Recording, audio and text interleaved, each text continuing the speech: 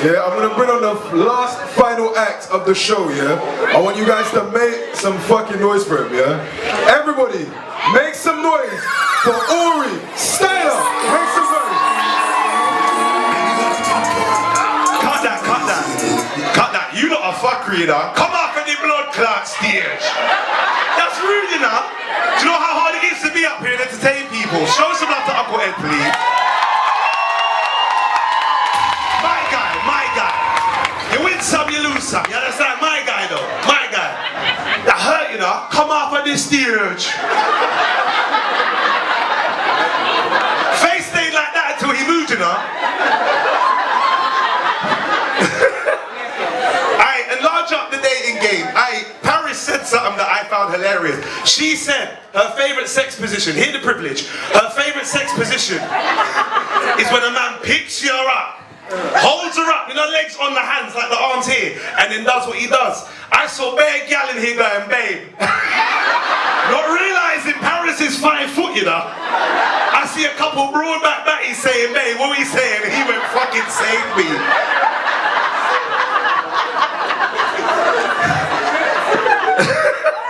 We're trying that at home, no, please. I'm not saying anything bad about big girls. I think women are beautiful in whatever shape or size they feel beautiful in. So if you're a big girl, be beautiful. One thing I don't like though is when you're told by what? Social media and society that however you are and however you look isn't good enough, so you do things to modify the way that you look. Don't do that. I can't stand it. Cannot stand it. If you're a big girl, be big. I've dated a big girl before, right? And the thing is, when I saw her, now listen, when I dated her, I didn't know what she was wearing underneath the clothes. She was a big girl, but she wore them, you know, the waist trainer things. I would rather you just be you, be beautiful as you are. Because I saw her, I thought that was her body. I was like, Ross Clark, look at my team coming here now. Man got a Coca-Cola bottle shape. Yeah, how you mean? My girl backed off the corset, looked like the 2-litre bottle to rot in. But I wasn't prepared for that. If I saw it before, I'd be fine with it in the first place. Not just big girls, I've dated really, really petite girls, push-up bra and everything, petite though. And you know, I don't know if you don't know this, some girls, you don't know, girls you know you can buy this. Men you may not realise, there are these pants you can put on, right? With padding in it. Pant, you fucking liars. Panty sits down, her back goes, ew, like that. Ew, stand up again and walk off. What's fucked is when some of you get a text message later on, ew, you're going to remember what I said just now. And if you don't remember it, you need to leave Android, 100%.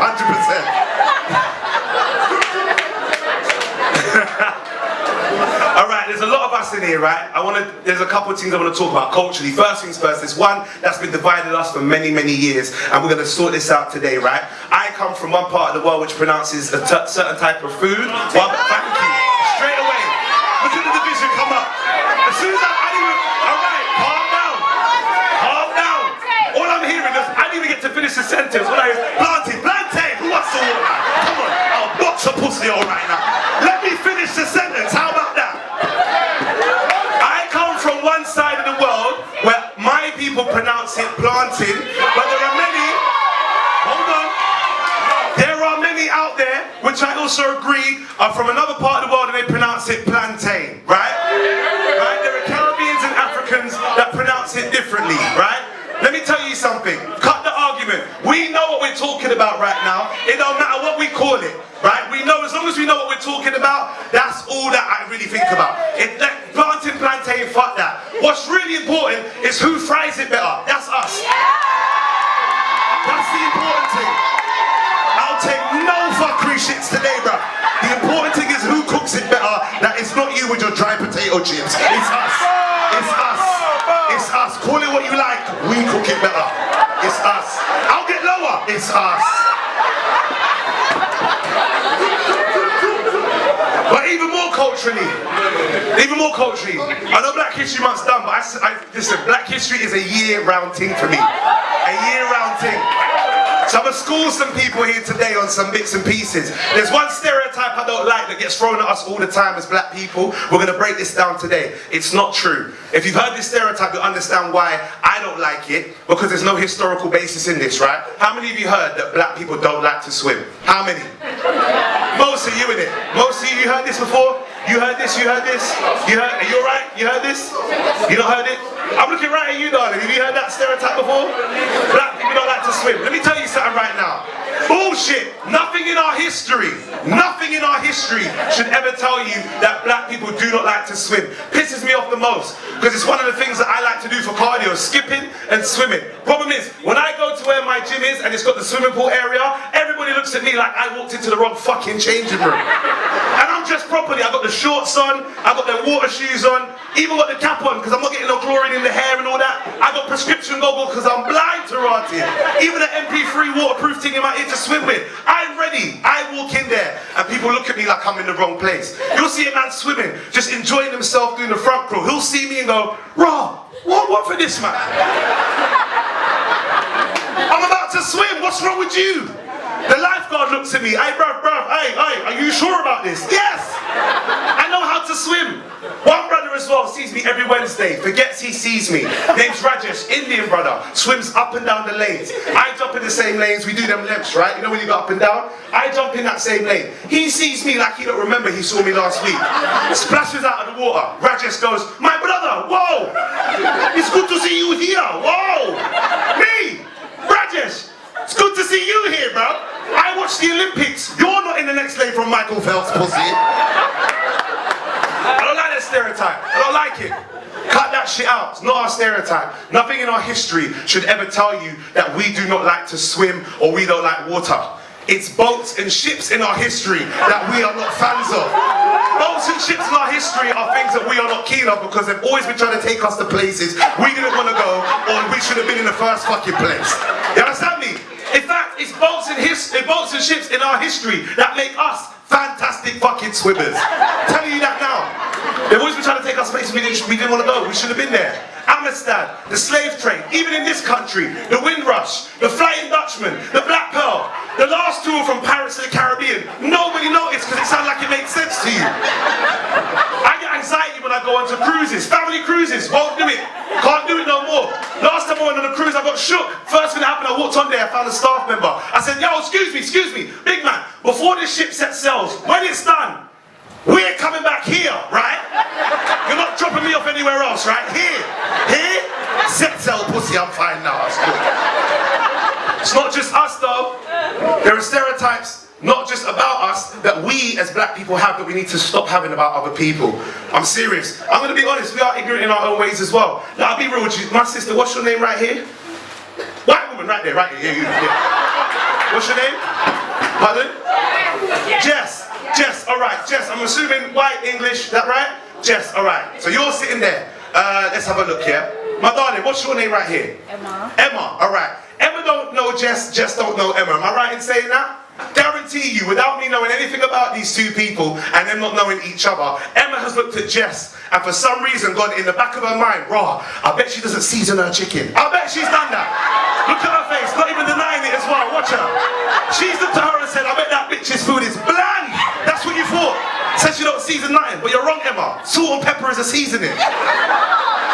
It may not be as eclectic as ours, but it's a seasoning too. Say that again? Like imagination, ain't a fucking seasoning. It is a look, you said she lacks imagination. Right, I was joking. She going, "No, Aurie, you read my mind perfectly."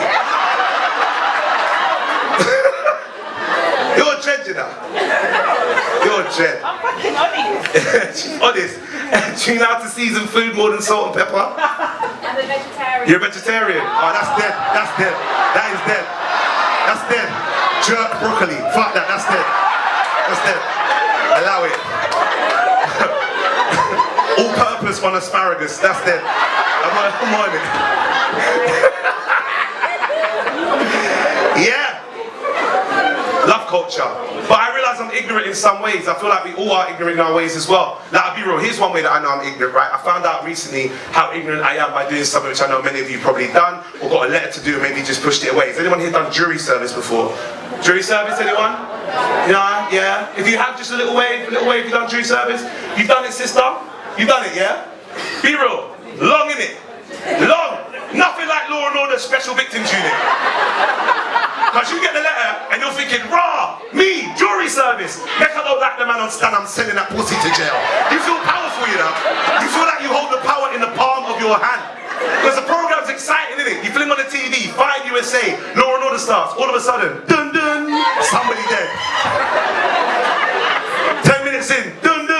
have a suspect. Break comes, come back. Dun dun, it wasn't him, it was his sister. Send her to jail. What I got, in the case that I got, boring case. I don't know about yours, mine was dead boring. Corporate financial fraud. A man hacked into Barclays Bank from his yard. Stole 1,240 something pounds. Digitally. Digitally. That's all my man took as well. Digitally. That's why it was a small claims kind of court thing. Digital. Bruv, I was vexed. I wish the man would have walked into Barclays, took up the cashier and thieved the money from the till. At least then I would have had evidence to look through. Yes, you see where the knife entered the body right there, yeah? Then she fell over and bust her head on the thing. I would have preferred that. It would have made it exciting. It was boring. We had pure paperwork. Long. So we walked in there, yeah? Now you know this as well. 15 people walk upstairs and they pick like 12 names randomly. And of those 12 names, you run out of jurors, the last 3 go back downstairs. I got, oh, you didn't get to go? Oh, you got cut, or you got us, so you know this, right? 12 of you sit there, they swear you in. This is how they catch you. They swear you in before you know what it is that you're going to be adjudicating for.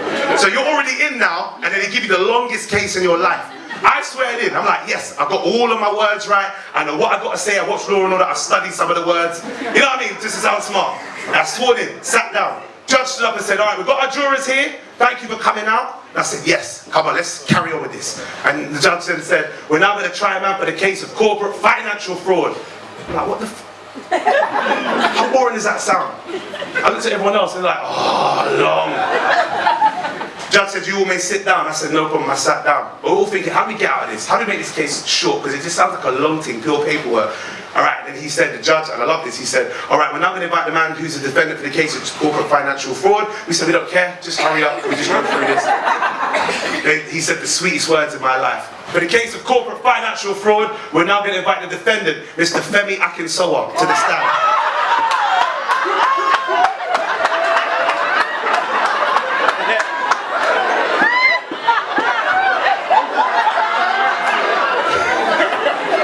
Corporate financial fraud. Femi, hey, listen, I stood up. I said, Your Honor, hey, the jury has reached its verdict. The man said, hey, we haven't even tried the defendant. I said, don't worry, we've got enough evidence to convict. What you say his name was again? Mr. Femi, Nigerian. The pussy hole's guilty, send him jail. Send him jail. I said, I'm not the only one here with an eBay account and then random emails that come true. I'm messing around, people. I'm messing around. So I'm gonna leave you up because we got how long ago? 5. All right, I'm gonna leave you on this joke, right, real quick. This is one you can take with you. I love this joke. My dad gave it to me once. I said for many years I didn't use it until I thought, you know what? Why not bring it on stage? My dad gave me this joke. It took me time to get it. If you can get it, fine. Take it. Tell your friends at work, wherever you do, social circles, whatever it is you want to do. Tell people, right? But listen to it carefully, right? Very simple one. Man walks into a bar, goes to the barber and says, I want a beer. Barber gives him a beer. Looks at the end of the bar, sees a big jug with a sign on it that says to enter put in £10 and about 400 £10 notes in that jar.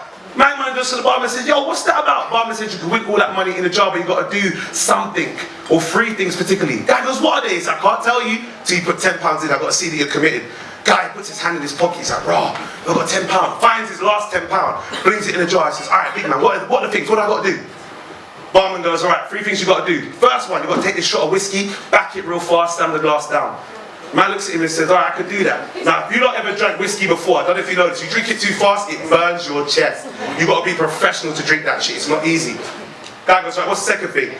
Oh, yeah. Barman goes, we've got a Rottweiler in the garden, he is our security dog, right? He has not been working properly because he's got a loose tooth. Go out there and take out that loose tooth. Man said, I'm not a fucking vet, but all right, what's the next thing then?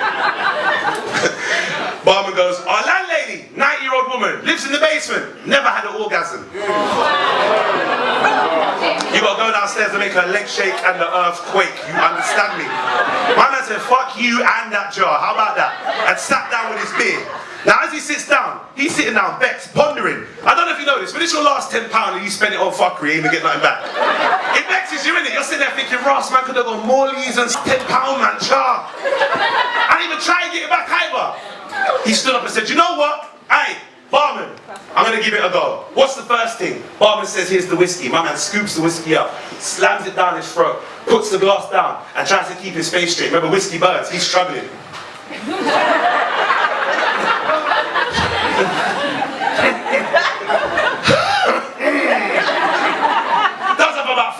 minutes.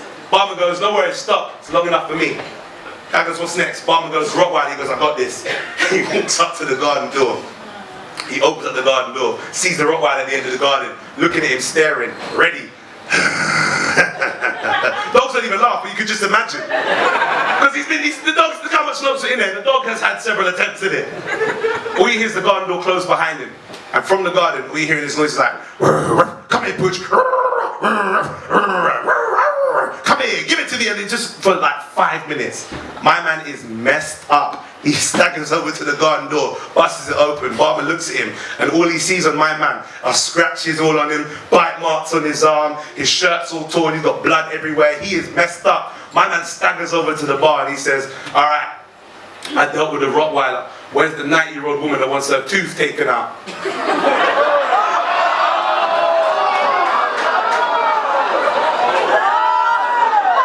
It's a slow burn. I'm going to give you a few seconds for that one.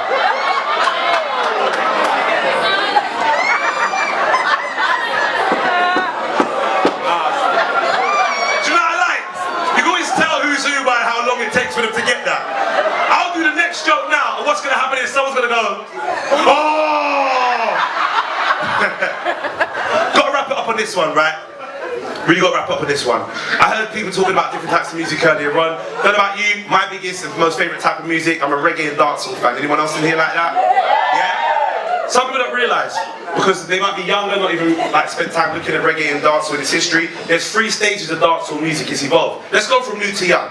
The newest stuff, right, is what people have to call bashment now. Bashment is not actually a name for music, it's where people go to listen to dancehall. But if you want to put that to the new stuff now, let's call it bashment, not a problem. Bashment music is raw, it's a bit forward, it's sexually oriented, you know what I mean? All they talk about is breeding up gal.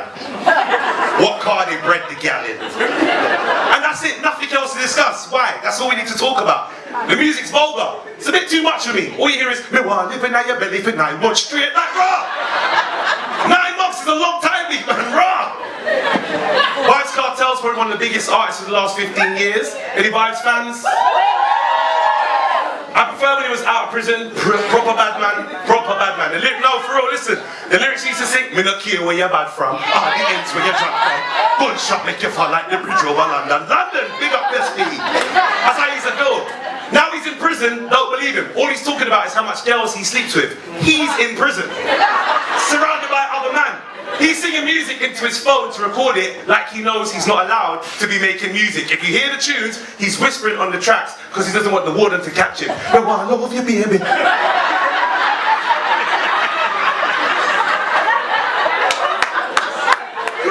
good one. No, I fuck you good. Like that. Am I lying? You're gonna hear it now and think, oh shit, oh my god. Then you go back to the middle stage, right? This is like the reggae dancehall stage. When reggae artists were linking up with dancehall artists, right? You had some soft singing, some lovely like melodies, he had some hard lyrics with some rough voices, right? And it worked. And they would talk about more stuff. The stuff they would talk about would be like living with your family, trying to look after your family, living in the ghetto, the corruption of government, maybe someone that you love, and looking after your mum and all of that stuff. It would have depth to it. You'd have lyrics that would mix nicely because you had melodies and you had harsh voices. You hear songs like, oh man, I heard a little rumor last night, oh the rumor last night, rumor last night. You gotta do the leg like this because I can't make my voice gruff without doing the leg. It's like starting an engine. Oh the rumor last night. You have to do that, or else it doesn't work. Then you go a bit older. Now, listen to this. I love this bit. This is my favourite bit, kind of. And I'll tell you why. When dancehall kind of really kicked off, this is like the 80s, early 80s, up until like maybe 87, 88. That's when it was transitioning. This was when dancehall artists were not even singing lyrics, they were just making sound effects, putting it on vinyls, and sending it out there for people. Lisa, you know what I'm talking about when I say this, yeah? Putting them on vinyl, sending it out, people were buying it. The lyrics made absolutely no sense. They were pure sound effects. Songs like, Zunga Zunga Zunga Zayn. You see what I'm saying? Am I lying, Mafia? Am I lying? Zunga Zunga Zunga Zayn. Just no, that made no sense. That is a song by Yellow Man called Zunga Zunga Zunga Zayn. Try and Spotify that if you can. I can't even spell it. And even when he tried to put lyrics in there, even when he tried, he would he'd fuck up the lyrics, like 100%. You'd hear stuff like that didn't make any sense. Because if you have 5, you must have 10. That's not maths. Cause if you have a chicken, you must have a hen. Why must I have both? Zungu zungu go zungu zain. There was one more. Gotta bounce, cause he's there. You're ready to pull me off in it. I know we gotta go. One last one, I promise you, yeah? This artist cracks me up. Any weed smokers that listen to reggae would know this artist. Makes no sense to me at all. Guy, it's called Guinea Pepper. Song is called Lick the Chalice. I kid you not. The lyrics go like this. We lick the chalice, make the water go so. Am I lying enough for y'all? That is an actual song. How do you write the lyrics to that? We lick the chalice. Why the water for the something, no man? Why what the water? Yo, we don't know what to write, no man.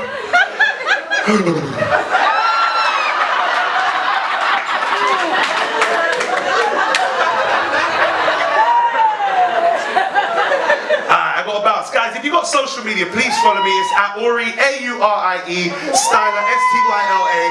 And keep supporting nights like this and my brother Castillo as well. Take it easy, guys. God bless and take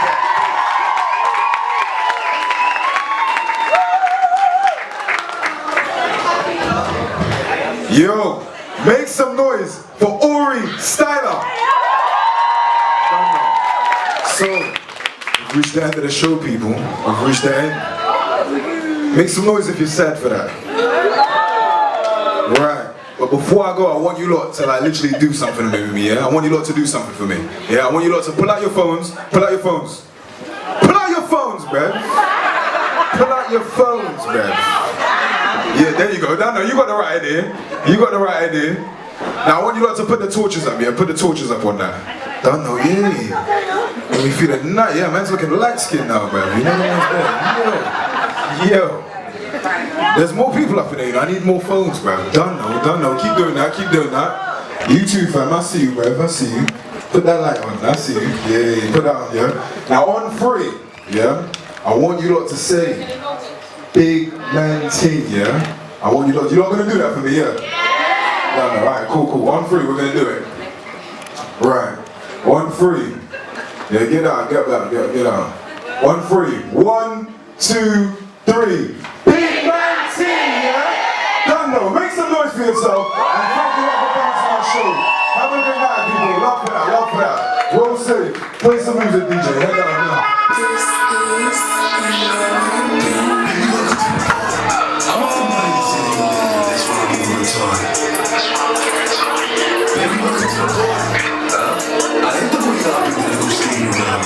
Baby, welcome to the party. It's on the block.